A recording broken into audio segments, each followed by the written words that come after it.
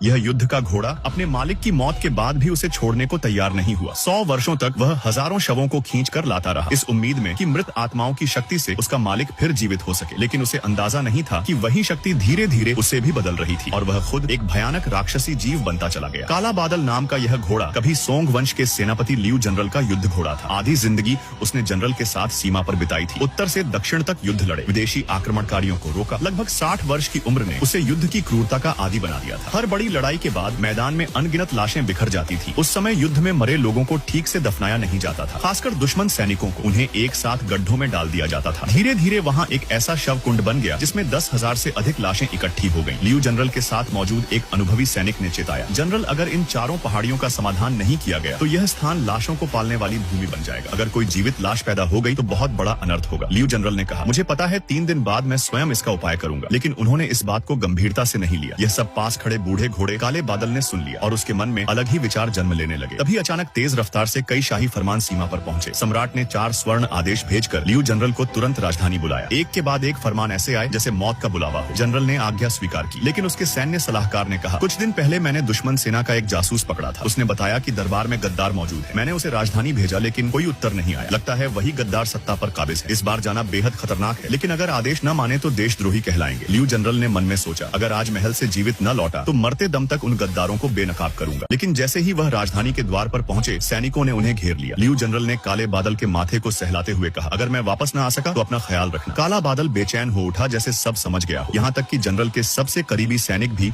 आगे नहीं बढ़ पाए। उन्हें पकड़ने वाला वही दरबार का सबसे बड़ा गद्दार था। लियू जनरल ने उसे देशद्रोही कहकर ललकारा, लेकिन गद्दार ने हंसते हुए कहा, क्या तुम्हें लगता है सम्राट सच में तुमसे मिलना चाहता है? तुम पर विद्रोह का आरोप है और गुप्त आदेश से तुम्हें मार दिया जाएगा। जीवन भर देश की सेवा करने वाला योद्धा यह सुनकर टूट गया। जल्द ही उसके मृत्युदंड की खबर फैल गई।